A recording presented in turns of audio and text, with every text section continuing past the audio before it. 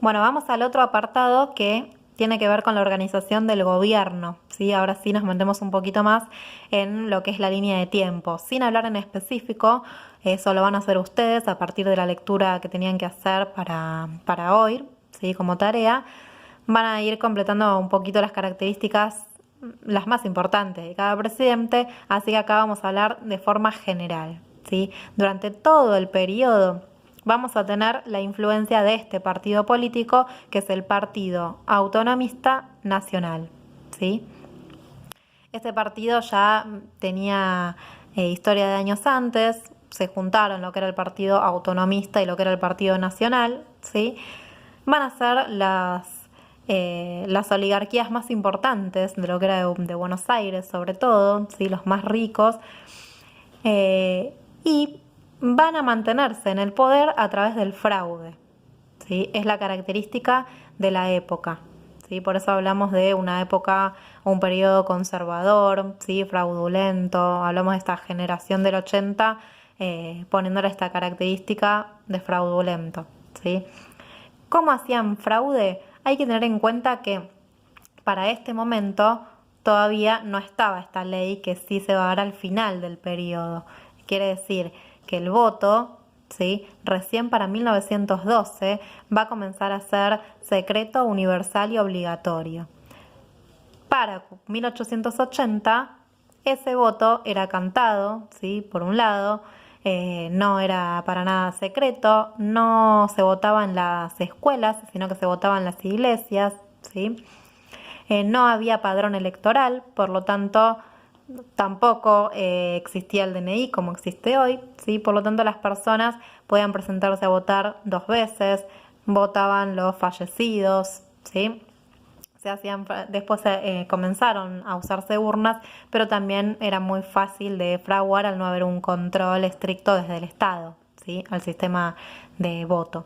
Entonces, y sobre todo, que otra forma de fraude, ¿sí? Que ya un poco más violenta, era que los dirigentes políticos tenían sus punteros, como le llamaríamos hoy, ¿sí? Que se ponían encima de los techos de las iglesias, de las casas, y empezaban a tirarle piedras, algunos hasta estaban armados, amenazando a los votantes para que voten bien, entre comillas, ¿sí? O sea, que voten lo que ellos querían, que voten al PAN.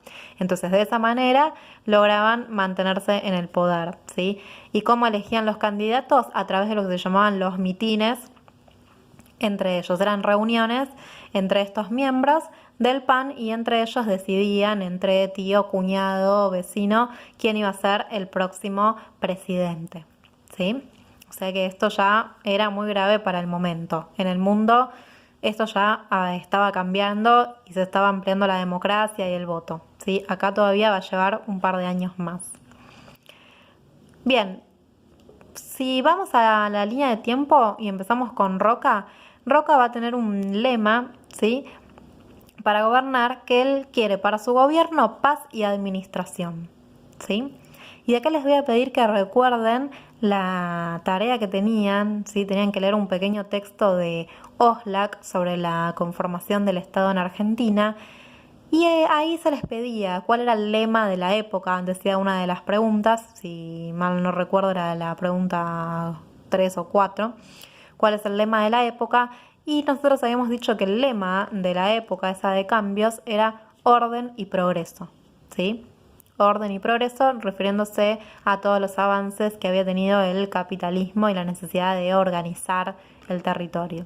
Bueno, cuando hablamos de paz y administración, estamos hablando más o menos de lo mismo, ¿sí? Cuando estamos hablando de paz, estamos hablando de orden, y cuando Roca dice administración, está hablando del progreso, ¿sí? Por lo tanto, necesitan la paz, ¿sí? Sobre todo en las provincias, que lo va a lograr a través de intervenciones, ¿sí? Con el ejército en las provincias si hay algún disturbio.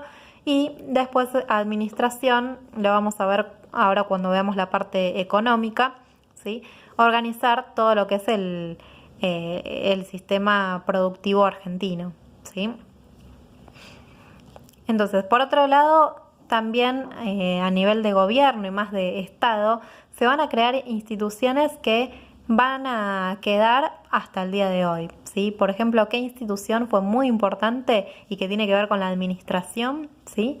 El Banco Nación, ¿sí? Se va a crear el Banco Nación y que va a ser el referente para todos los que vengan después, ¿sí? Pero es la principal institución bancaria de la Argentina, ¿sí? Nuestro Banco Nación se creó durante la presidencia de Roca también, ¿sí?